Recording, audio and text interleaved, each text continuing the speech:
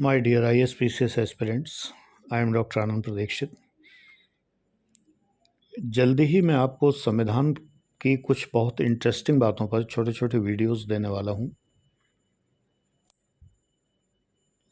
For example, आप लोगों को सामान्यतया ये नहीं पता होता कि संविधान में अनुच्छेद क्या है, प्रस्तर क्या है, परंतुक क्या है, proviso, para, article.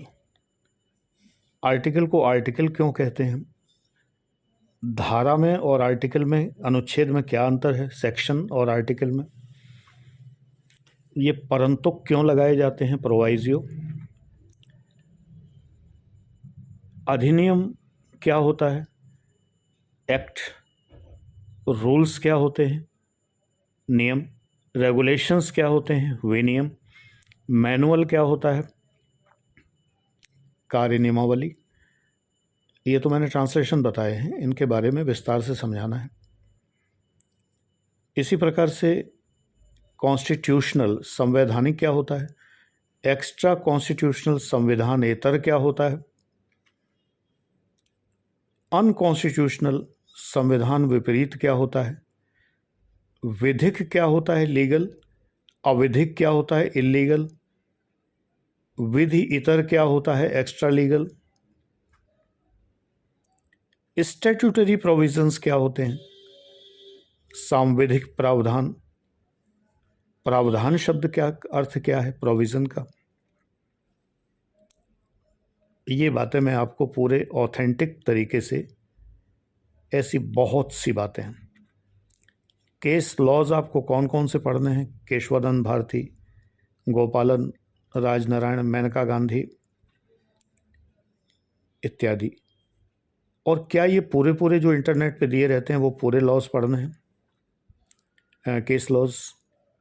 Case law बनता कैसे है, इसका क्या अर्थ होता है, केशवानंद भारती बनाम केरल राज्य, ये बनाम क्या होता है, वर्सस क्या होता है। आपकी इच्छा है आप लक्ष्मीकांत की पॉलिटी पढ़ें, बेशक पढ़ें, कोई समस्या नहीं है। 6 से 12 तक की एनसीईआरटी पढ़ें, अगर आपकी श्रद्धा है बेशक पढ़ें, लेकिन ये बातें कहीं मिलेंगी नहीं, ना डीडी बसु में मिलेंगी, ना जेएन पांडे में मिलेंगी, और ना पॉलिटी बाई लक्ष्मीकांत में मिलेंगी, और ना किसी जगह मिलेंगी। क्योंकि वो ये मान के चलते हैं कि ये तो आपको आता ही होगा। अब भाई कहाँ से आता होगा, जब किसी ने समझाया नहीं है तो आता कहाँ से होगा। मैं हर विषय में, फाउंडेशन बैच में मैंने पूरा प्रयास किया है कि मैं हर चीज़ समझा दूं आपको, जिससे कि आप बड़ी से बड़ी चीज़ समझने लायक हो जाए। और जब आप पूरा कोर्स पढ़ चुके हों सेल्फ या किसी और कोचिंग में, तो एक्सेलेंट बैच, जो एक्सेल बैच है शॉर्ट में, EX जो बैच है, एक्स बैच भी कहते हैं शॉर्ट में उसे हम, 15 अगस्त तक वो 11,000 का है एक्स बैच जो है, जिसमें उच्चतम थॉट आपको दिया गया है कि कैसे आप अपने आंसर राइटिंग में यूज़ करेंगे। और जो एडवांस फाउंडेशन बैच है, इसका नाम AF बैच क्यों है, एडवांस फाउंडेशन। फाउंडेशन तो है, आपको सब कुछ समझाया गया जो आपको बिल्कुल नहीं पता, लेकिन एडवांस इसलिए कि इसमें मेंस तक की आंसर राइटिंग, निबंध लेखन वगैरह सब कुछ है। 15 अगस्त तक ही 31,000 का है। आप इस नंबर पर भी व्हाट्सएप कर सकते हैं, ये ओपन हो गया है व्हाट्सएप, या 9540497415 पर भी कर सकते हैं जानकारी के लिए, 9540497415, ये दोनों ही व्हाट्सएप नंबर हैं, इन पर आप कर सकते हैं। 15 के बाद इनकी फ़ीस थोड़ी थोड़ी बढ़ जाएगी, यानी जो डिस्काउंट है वो ख़त्म हो जाएगा। 11,000 का बैच 15,000 का हो जाएगा, 31,000 का बैच 39,000 का हो जाएगा। अभी भी वक्त है। बहुत सारी चीज़ें आपको नहीं पता होती। युक्त निर्बंधन आखिर होता क्या है, रीजनेबल रेस्ट्रिक्शन होता क्या है, कौन डिसाइड करता है। आर्टिकल 13 एक बार पढ़िए। अच्छा चलिए, एक चीज़ ये मुझे आप कमेंट्स में बता दीजिए कि जुडिशियल रिव्यू किस अनुच्छेद में है। न्यायिक पुनरीक्षण आप कहेंगे अनुच्छेद 13 में। भैया कहाँ लिखा है बताओ, जुडिशियल रिव्यू शब्द कहाँ लिखा हुआ है। अपने फैसले का रिव्यू नहीं, आप सुप्रीम कोर्ट वाले सेक्शंस में जाएं, आर्टिकल्स में जाएं, तो उसमें वो तो एक अलग चीज़ है। अपना फैसला रिवाइज करना वो एक अलग चीज़ है, उसकी बात नहीं हो रही। जुडिशियल रिव्यू, अब अगर आप जुडिशियल रिव्यू ही नहीं जानते तो फिर आप एस्पिरेंट ही नहीं हैं। सरकार यदि कोई कानून बनाती है और उस कानून में कहीं पर फंडामेंटल राइट्स का उल्लंघन होता है, आंशिक या पूर्ण, तो वो विधि आंशिक या पूर्ण रूप से निष्प्रयोज्य हो जाती है, शून्य हो जाती है। कुछ ऐसी भाषा है अनुच्छेद 13 की। तो इसमें जुडिशियल रिव्यू कहाँ है मान्यवर?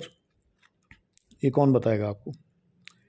जिस कोचिंग में आप पढ़ रहे हैं वहाँ पूछिए कि सर इसमें जुडिशियल रिव्यू लिखा कहाँ है, इसको सब लोग जुडिशियल रिव्यू क्यों कहते हैं? अनुच्छेद 32 कहेंगे आप, 32 कहाँ लिखा है रिव्यू, बताइए। उसमें रिट्स शब्द लिखा है लेकिन रिट तो बता ही नहीं गए। 5 के 5 रिट्स, फिर ये रिट्स कहाँ से आ गए? मैंडामस है, सर्टियोरारी है, परमादेश है, उत्प्रेषण है, अधिकार परीक्षा है, वगैरह वगैरह 5 रिट हैं। और छठवां इंजंक्शन भी होता है एक, ये वहाँ तो नहीं दिए संविधान में। तो फिर ये क्या होते हैं, कैसे मिलेंगे आपको, कहाँ पाएंगे आप? जुडिशियल रिव्यू कहाँ है, मेरा प्रश्न ये है, किस जगह लिखा है संविधान में? ये शब्द है कहाँ जुडिशियल रिव्यू? देख लीजिए, नहीं मिलेगा। इसीलिए मेरा बैच एडवांस फाउंडेशन बैच कहलाता है कि मैं आपको सब कुछ बताता हूँ। मुझे पता है कि जो आपको कहीं नहीं मिलता है वही एग्ज़ाम में आता है। लोग क्यों फेल होते हैं? 10 लाख लोग हर साल फेल होते हैं और जो 500 पास होते हैं, उन्हीं पास लोगों में से मैं हूँ और हर बार पास होने वालों में से। मुझे पता है कि ये प्रश्न का उत्तर पुस्तकों में नहीं है। मैंने भी पुस्तकों से पढ़ा है, बस अंतर इतना है कि मैंने संविधान की कम से कम 60-65 किताबें पढ़ी हैं, अच्छी खासी मोटी मोटी पूरी अलमारी भरी पड़ी है और सारी पढ़ी हुई हैं। तो मुझे पता है कि किस केस लॉ में दिया गया है, कहाँ पर ये दिया गया है, कहाँ पर सर्वोच्च न्यायालय के ड्यूटीज़ और वो सब दी हुई हैं और कैसे हम उनसे डिराइव करते हैं। डिराइव्ड लॉ क्या होता है, डायरेक्ट लॉ कौन सा होता है, इम्प्लाइड लॉ कौन सा होता है, इम्पंज्ड लॉ कौन सा होता है, और जो वो होता है कॉज ऑफ एक्शन कब क्रिएट होता है, और उसका जो है सबजंक्शन कब होता है, और तमाम सारी एक्सटिंक्शन कब होता है।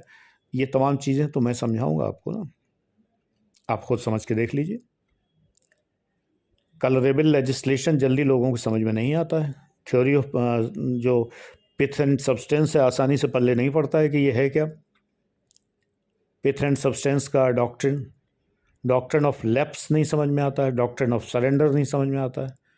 अब ये समझे बिना आप संविधान पढ़ना चाहते हैं तो पॉलिटी पढ़ते रहिए लक्ष्मीकांत की शाश्वत काल तक।